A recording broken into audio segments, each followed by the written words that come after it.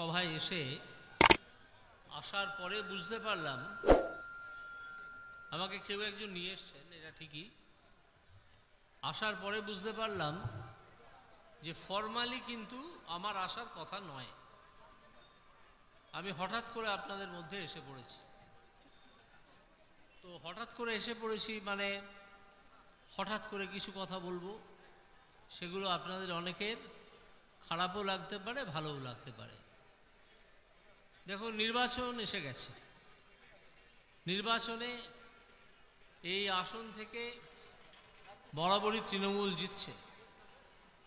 এইবার প্রথম একটা সময় এসেছে যখন তৃণমূল হেরে যেতে পারে, কিন্তু কি করে হারবে? যদি আপনারা ভোট দেন এবং যদি শক্তভাবে দাঁড়ান তৃণমূলের গুন্ডামির বিরুদ্ধে, তৃণমূলের যে পুলিশ প্রশাসনকে ব্যবহার করা তার বিরুদ্ধে, তাহলে কিন্তু তৃণমূলের হার নিশ্চিত। আমি শুনেছি যে সম্প্রতি এখানে একজন প্রাক্তন তৃণমূল নেতা তার বহু অনুগামী নিয়ে বিজেপিতে যোগ দিয়েছেন। আমি তাকে স্বাগত জানাচ্ছি। একটা ব্যাপার মনে রাখতে হবে যে এই হিন্দু মুসলিম ভাগ করে কিন্তু আসলে কোনো উন্নয়নে মানুষের লাভ হয় না। হিন্দুরও খিদে পায়, মুসলিমেরও খিদে পায়। দুঃখ পেলে হিন্দুর চোখেও জল আসে, মুসলিমের চোখেও জল আসে। কাজের প্রয়োজন হিন্দুরও হয়, মুসলিমেরও হয়। এই তো দু তিনটে ব্যাপার, খাদ্য, বস্ত্র, বাসস্থান। এইটার জন্যে হিন্দু মুসলিম ডিভাইড যারা করে, তৃণমূলের মতো দল, তাদেরকে সমাজ জীবন থেকে এবং রাজনৈতিক জীবন থেকে বাদ দেওয়াই উচিত। বিজেপির অবশ্যই একটা মতাদর্শ আছে, কিন্তু তা কখনোই বলে না যে মুসলিমদের ধরো, মারো এবং কাটো। তারা বলে যে মুসলিমরা ভারতীয় এবং ভারতীয় সংস্কৃতি মেনেই তারা চলে। সুতরাং মুসলিমদের সঙ্গে প্রকৃত অর্থে বিজেপির কোনো বিরোধ নেই। আশা করি এটা আপনারা যারা মুসলিমরা এখানে উপস্থিত আছেন তারা বুঝবেন। এবং আমি ব্যক্তিগতভাবে মনে করি যে বহু মুসলিম আছেন, ধর্মপ্রাণ মুসলিম, যারা অন্যের ক্ষতি করেন না, যারা মনেই করেন না যে তাদের ধর্ম তাদেরকে শিখিয়েছে যে অন্যের ক্ষতি করো। আমি কিছুদিন আগে একটা ইন্টারভিউতে আমার একটা অভিজ্ঞতার কথা বলেছিলাম। আমি আজ থেকে 20-25 বছর আগে যখন সিগারেট খেতাম, আমি কলকাতার একটা জায়গায় থাকতাম, সেটা আপনারা অনেকেই চিনবেন, নাম শিয়ালদা। সেখানে রোজ সকালবেলা উঠে সিগারেট কিনতে যেতাম একটা দোকানে, যে দোকানের মালিক ছিলেন মুসলিম। তিনি দোকানে বসে থাকতেন, মাথায় ফেজ টুপি, থুতনিতে ছোট দাড়ি। আমি রোজ গিয়ে তাকে টাকাটা দিতাম, কিন্তু তিনি টাকাটা হাতে নিতেন না। তিনি বলতেন টাকাটা ওইখানে রাখুন। তো আমি সেখানে রাখতাম। উনি এক প্যাকেট সিগারেট বার করে নিয়ে সেই সিগারেটটা আর একটা জায়গায় রাখতেন, বলতেন আপনি ওখান থেকে নিয়ে নিন। তো এরকম দিনের পর দিন ঘটার পরে আমি একদিন তাকে জিজ্ঞেস করলাম যে আপনি এটা করেন কেন? আপনি তো টাকাটা নিচ্ছেন এবং সিগারেটটা দিচ্ছেন। বলল না, আমার ধর্ম আমাকে এটা শেখায় না যে মানুষের ক্ষতি করতে। আমি তো আসলে আপনাকে বিষ বিক্রি করছি, সেই বিষ তো আমি নিজের হাতে আপনাকে তুলে দেবো না, এবং বিষ বিক্রির যে টাকা সেটাও আমি নিজের হাতে নেব না। আমিও এখানে রাখবো, আপনি তুলে নিতে হলে নেবেন, না নিতে হলে না নেবেন।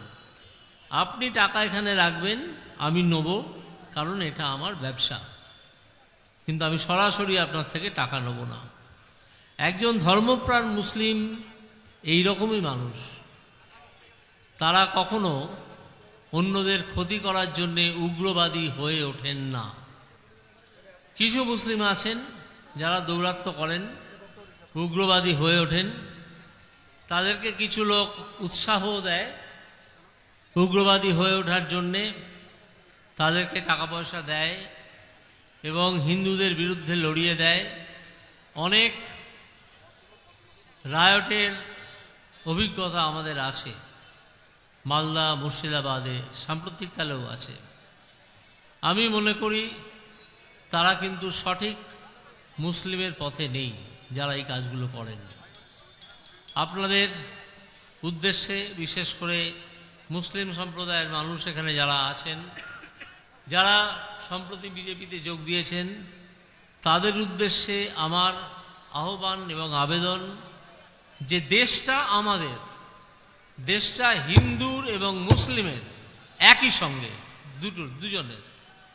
দেশটা শুধু হিন্দুর মালিকানাধীন নয় বা দেশটা শুধু মুসলিমের মালিকানাধীন নয়। আমাদের এগিয়ে যেতে হবে হিন্দু মুসলিম নির্বিশেষে, ভারতবর্ষকে এগিয়ে নিয়ে যেতে হবে, আমাদের রাজ্যকে এগিয়ে নিয়ে যেতে হবে।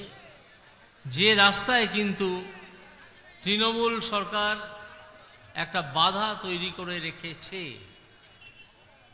তাদের বিভিন্ন দুর্নীতির কথা আপনি জানেন, তাদের বিভিন্ন জোচ্চুরির কথা আপনাদের জানেন, এবং তাদের বিভিন্ন মিথ্যে কথার কথা সেটাও আপনারা জানেন।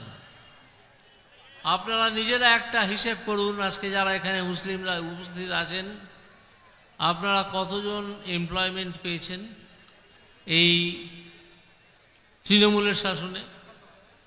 সুস্থ স্বাভাবিক জীবন যাপন করার জন্য একটা এমপ্লয়মেন্ট, সেটা স্কুলের চাকরি হোক, সেটা অন্য কোনো চাকরি হোক, কোনো ছোট ব্যবসা হোক, এই করার সুযোগ কতজন পেয়েছেন? অনেকেই পাননি, এটা আমি জানি। হিন্দুদের মধ্যেও তাই, অনেকেই পাননি, এটাও আমি জানি। চাকরি যে টাকা দিতে পারবে তাকে বিক্রি করে দেয়া হয়েছে, সে হিন্দুই হোক আর মুসলিমই হোক। এই যে দুর্নীতি এবং চুরি জোচ্চুরির ব্যবসা, এইটা থেকে আমাদেরকে মুক্ত হতে হবে, এবং এই মুক্ত হতে গেলে তৃণমূলকে শাসন ক্ষমতা থেকে সরানো অত্যন্ত জরুরি। এমন নয় যে বিজেপি এলেই সব মুসলিমদের মেরে ফেলা হবে, আদৌ কখনো তা হবে না।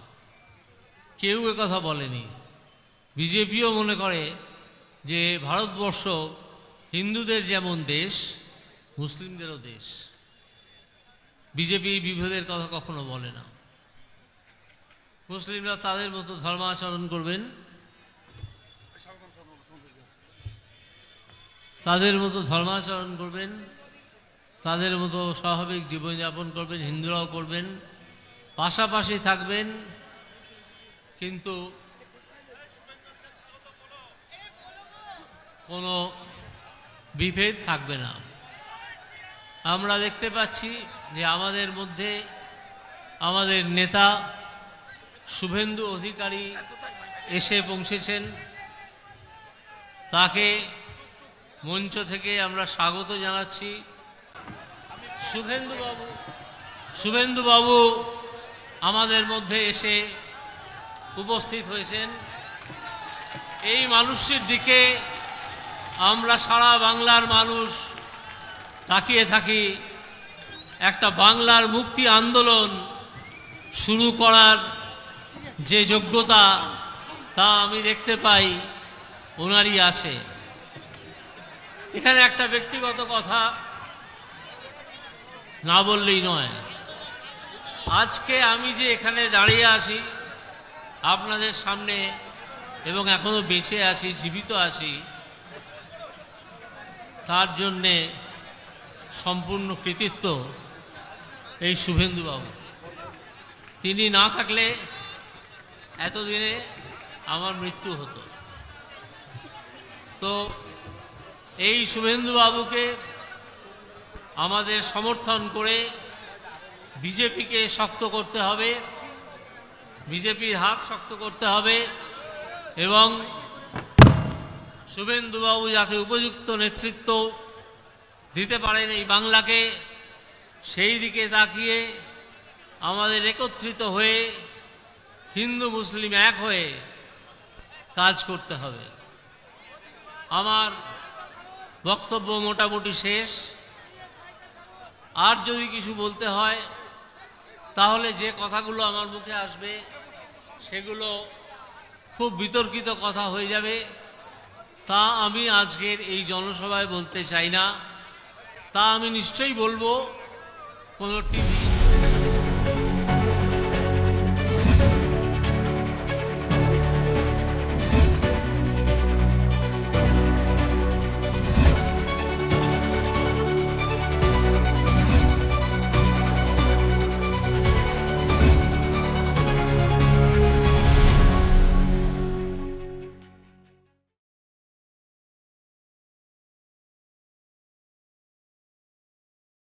শেষ হয়ে গেছে, ছেড়ে দেন, জামানত চলে যাবে বাইরে। বালতি খেয়েছে, মুকুল রায়ের মতো দশা হবে, ওগুলো নিয়ে ভাববেন না, ওটা ছেড়ে দেন আমাদের উপরে। কংগ্রেস লড়তে জানে না, লড়তে জানে বিজেপি। যদি তৃণমূলকে সরাতে হয়, চুরি দুর্নীতি বন্ধ করতে হয়, পুলিশি রাজ খতম করতে হয়, থানাগুলো পার্টি অফিস, সিভিক ভলেন্টিয়াররা সব পার্টির ক্যাডার হিসেবে ব্যবহার করে, ভিলেজ পুলিশকে ব্যবহার করা হয় তোলার কাজে। কদিন আগে এই মিনাল বলে একটা ডাকাত আছে, আইসি কাঁদি কিভাবে মেরেছে গ্রামের লোককে আপনারা দেখেছেন। আমি এর পরের টুরে যাকে মেরেছে তার বাড়িতে যাব, প্রাক্তন সাংসদ গেছিল, আমি টিভিতে দেখেছি। যাব, এই গুন্ডাদের রাজত্ব খতম করতে হবে। পুলিশের বেতন কে দেয়? বেতন আপনার আমার ট্যাক্সের পয়সায় হয়। পিসিও দেয় না, ভাইপো দেয় না, মায়ালামও দেয় না, আর ডেভিড অপূর্ব সরকারও দেয় না। এটা কান খুলে শুনে রাখা দরকার রয়েছে সব পুলিশের। এই অন্যায়, অত্যাচার, মিথ্যাচার সত্যভাবে জয়তে রেখে অশোক স্তম্ভের মর্যাদা করছেন। সিআরপিসি আইপিসি ছিল, এখন বিএনএস, ভারতীয় ন্যায় সংহিতা, তার অপমান করছেন, অমর্যাদা করছেন। রেশন পান না, দিয়ে পান না, কেন চটি চাটছেন আপনারা? ফল ভালো হবে না। ওটা ভারতবর্ষ তাকিয়ে দেখবেন, গেরুয়া হয়ে গেছে। লোকসভা ভোটের পরে হরিয়ানা का जीत हमारी है। तारपरे महाराष्ट्र का जीत हमारी है। तारपरे 27 बছর পরে दिल्ली का जीत भी बीजेपी का है। तारपरे কদিন আগে बिहार डबल डिजिट 200 पार করে দিয়েছে बिहारे भारतीय जनता पार्टी। बिहार का जीत हमारी है, अब बंगाल का बारी है। এত চুরি চামারির পরে ডিফারেন্স কত?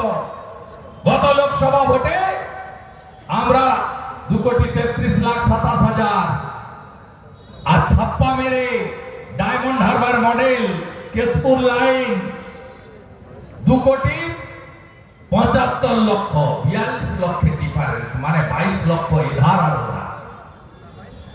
এসআইআর এর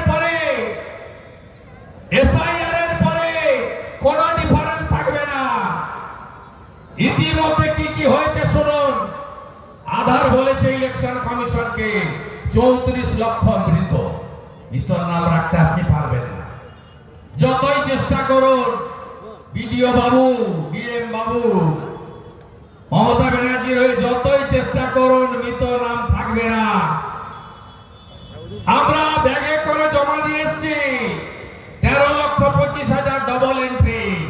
ফরাক্কাতেও ভোট দেয়, জলঙ্গিতেও ভোট দেয়, ডোমকলেও ভোট দেয়, কাঁদিতেও ভোট দেয়, বড়ুয়াতেও ভোট দেয়, খড়গ্রামেও ভোট দেয়, নবগ্রামেও ভোট দেয়। 3 জায়গায় 4 জায়গায় নাম 13,25,000। এ নাম একটা জায়গায় থাকবে, বাকি জায়গায় কাট। ভুয়া ভোটার, ফেক ভোটার থাকবে না। আর বাংলা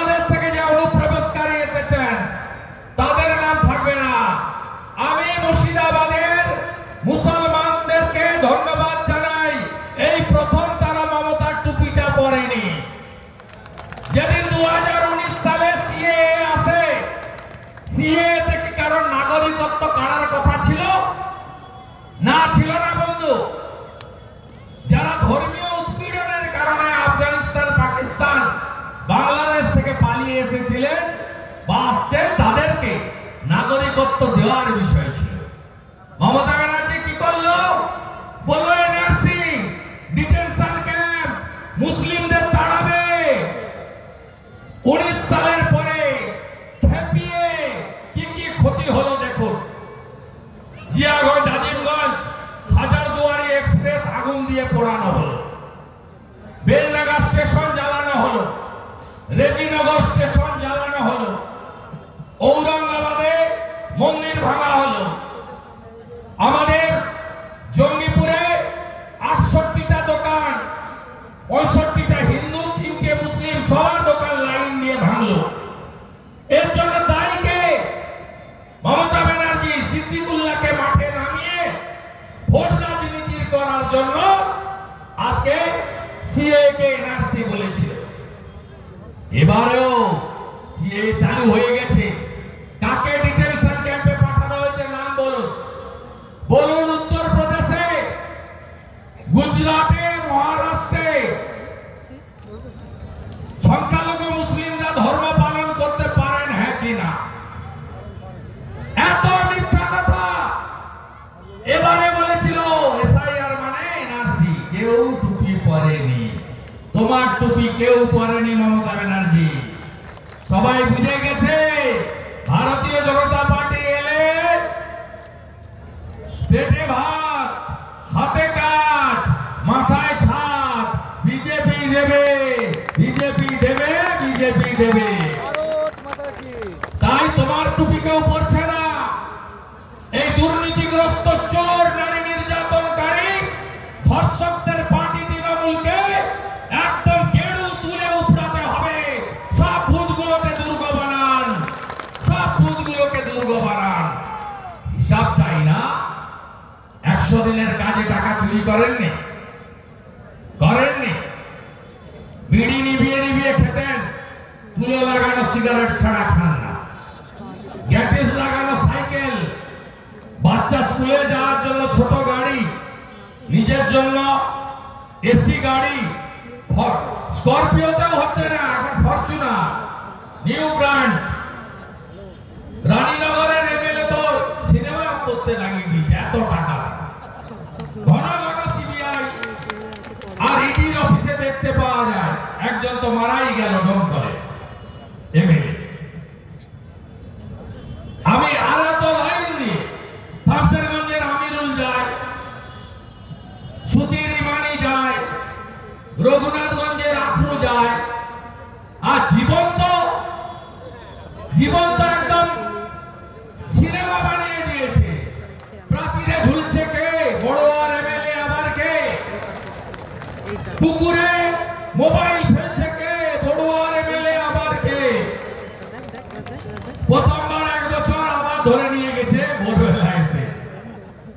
পায়ে কাদা, ট্রাউজারে কাদা, গালে কাদা, মুখে কাদা, জুতায় কাদা।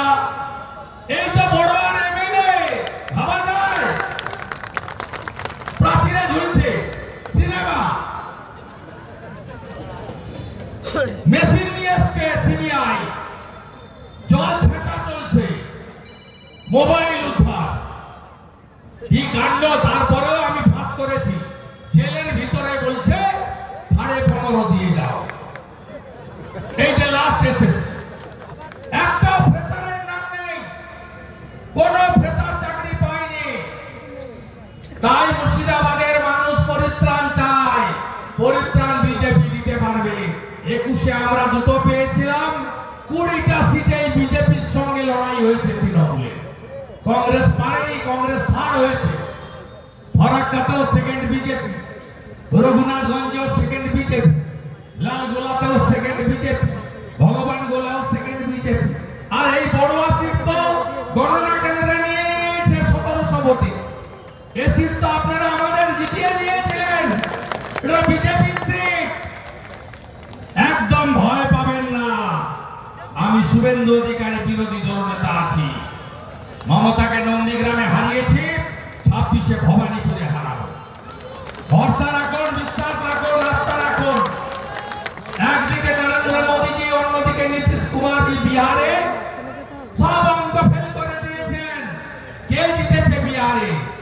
রাষ্ট্রবাদ জিতেছে অপারেশন সিঁদুরের পরে প্রথম। কে জিতেছে বিহারে? বিকাশবাদ জিতেছে। মহিলাদের এককালীন 10,000, 200 ইউনিট ইলেকট্রিক ফ্রি, সব বাড়িতে প্রধানমন্ত্রী আবাস, সব বাড়িতে সৌর আলো, সব বাড়িতে জল জীবন মিশনে নলে জল। বিপ্লব হয়ে গেছে। রাষ্ট্রবাদ, বিকাশবাদ, সুশাসন, গুন্ডামি বন্ধ, পুলিশ নিরপেক্ষ, নারী নির্যাতন হয় না, আর্জি করে অভয়া, বিচার চান হ্যাঁ কি না, বদলা চান হ্যাঁ কি না, বদল আপনাকে আনতে হবে। দুর্গাপুর আইকিউ সিটি, উড়িষ্যার কন্যা গ্যাং রেপ, বিচার পায়নি, বিচার দিতে হবে হ্যাঁ কি না, বিচার দিতে গেলে পরিবর্তন আনতে হবে, বদল আনতে হবে। খগেন মুর্মুর রক্ত হবে না কো ব্যর্থ। সেদিন যারা রক্ত দেখেছেন, রক্ত ফুটেছে টগবগ করে। যদি বদলা চান 26-এ বদল আনুন, বদল আনুন, বদল আনুন। বিকাশবাদ, রাষ্ট্রবাদ, সুশাসন, সুরক্ষা প্রত্যেক নাগরিকের সুনিশ্চিত করবে বিজেপি নরেন্দ্র মোদীজির নেতৃত্বে। পরিশেষে উন্নয়নে কি দিয়েছি 4-5টি পয়েন্ট বলে শেষ করব। সব আজকে বলবো না, ঘন ঘন আসতে হবে, ঘন ঘন আসতে হবে। সভাও করব, পদযাত্রাও করব, গ্রামে বৈঠক মিটিংও করব, জনসংযোগ করব, চাও খাবো, আপনাদের বাড়িতেও যাব, আপনাদের সঙ্গে দেখাও করব, আপনাদের সাথে নিয়ে এখানে ভারতীয় জনতা পার্টিকে প্রতিষ্ঠিত করব। একদিকে মলয় মহাজনের মতো পরীক্ষিত ত্যাগী সভাপতি আছেন, অন্যদিকে আফাজ ভাইয়ের মতো তরুণ শিক্ষিত মুসলিম যুব নেতাকে পেয়েছি। লড়াই আরো তীব্র হবে, প্রতিরোধ আরো গড়ে তুলব, আমরা জিতব। উই শ্যাল ওভারকাম, ওরা হারবে। প্রত্যেক শিক্ষিত যুবককে চাকরি দেব, পরিযায়ী শ্রমিকদের বাড়ি ফেরাবো, 3 লাখের বাড়ি দেব, মহিলাদের অ্যাকাউন্টে আরো বেশি টাকা ঢোকাবো, 3100 টাকায় ধান কিনবো, 3000 টাকায় ভাতা দেব, আরো আরো অনেক কাজ করব। এই সুযোগ আমাদের আপনারা দেন, এই প্রার্থনা রাখবো। মানরেগা 2004 থেকে 14 কংগ্রেস সরকার কত টাকা দিয়েছে? 14,000। নরেন্দ্র মোদীজি 2014 থেকে 22 কত টাকা দিয়েছে? 54,000 কোটি। 22-এ বন্ধ করেছেন চুরির জন্য। এই টাকা লুট করেছে তৃণমূল। প্রধানমন্ত্রী আবাস যোজনা, এর আগে ইন্দিরা আবাস ছিল IAY, কত টাকা দিয়েছে কংগ্রেস পশ্চিমবঙ্গকে? 4,664 কোটি। মোদীজি 2023 পর্যন্ত 30,000 কোটি টাকা দিয়েছে, 40 লক্ষ বাড়ি। আপনি বাড়ি পেয়েছেন? বাড়ি পেয়েছেন? কেউ বাড়ি পায়নি। বদলা দিতে হবে, বাড়ি পাওয়ার জন্য বিজেপিকে আনতে হবে। নলে জল সব রাজ্যে হয়ে গেছে, 70 লিটার জল আর্সেনিক মুক্ত। 8,000 কোটি ভারত সরকার দিয়েছে। আপনি একটা গ্রাম বলুন তো হাত তুলে যে নলে জল এসছে। পিএইচির টাকা লুট করেছে এরা। এটা জল জীবন মিশনের টাকা মোদীজি কেন্দ্র সরকার দিয়েছে, আপনি পাননি। 14 কোটি শৌচালয় ভারতে তৈরি হয়েছে। রাজ্যে 72 লক্ষ শৌচালয় এসেছিল, আপনারা পেয়েছেন? হাত তুলুন তো। পেয়েছেন? পাননি। পিএম কিষাণ সম্মান নিধি 83 লক্ষ কৃষকের পাওয়ার কথা, 50 লক্ষ কৃষক পাচ্ছে। এদেরকে ক্ষমা করবেন? দাঁড়াবেন না, দাঁড়াবেন না। এই যে রেশন নেয় ভারত সরকার, আমরা বলি না বিজেপি দেয়। 7 কোটি লোককে পশ্চিমবঙ্গে মাথা কিছু চাল আর গম দেয় ভারত সরকার প্রধানমন্ত্রী অন্ন সুরক্ষা যোজনায়। মোদি হ্যায় তো মুমকিন হ্যায়। উন্নয়ন আর গরিব মানুষের পাশে কি করে দাঁড়াতে হয় নরেন্দ্র মোদী করে দেখিয়েছেন। আর পশ্চিমবঙ্গে আয়ুষ্মান ভারত কেন চালু হয়নি? মমতা তুমি জবাব দাও। বিশ্বকর্মা যোজনা চালু হয়নি কেন? মমতা তুমি জবাব দাও। বেটি পড়াও বেটি বাঁচাও চালু হয়নি কেন? মমতা তুমি জবাব দাও। প্রধানমন্ত্রী সূর্য ঘর প্রকল্প চালু হয়নি কেন? মমতা তুমি জবাব দাও। জল নল আছে, জল নেই কেন মমতা, তুমি জবাব দাও।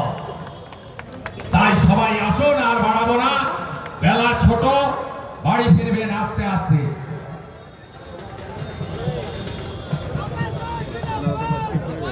ওরা আমি বলে দিয়েছি 7,000 কোটি টেন্ডার করছে, 9,114 টাকা দেয় ঠিকাদার বাবুরা। আপনারা আমার বন্ধু, আপনাদের পিএইচির টাকা পাননি, মানরেগার মেটেরিয়ালের টাকা পাননি, 1 পয়সাও দেয়নি। কেউ টেন্ডার নেবেন না। টেন্ডার যদি নেন, তৃণমূল অলরেডি 8% করে কমিশন খাচ্ছে। আপনারা কমিশনের টাকা আগে দিলে বিপদে পড়বেন। এবং ভারতীয় জনতা পার্টির সরকার এলে এই ভুয়া কাজের টাকা কিন্তু আমরা দেব না। তাই দয়া করে টেন্ডারে পার্টিসিপেট করবেন না, টেন্ডার নেবেন না। যা কাজ করার এপ্রিল মাসের পরে বিজেপি করবে, ডবল ইঞ্জিন সরকার করবে, কেন্দ্র রাজ্য মিলে করবে, কেন্দ্র রাজ্য মিলে করবে। ভারত মাতা কি, ভারত মাতা কি, বিজেপি জিন্দাবাদ, বিজেপি জিন্দাবাদ।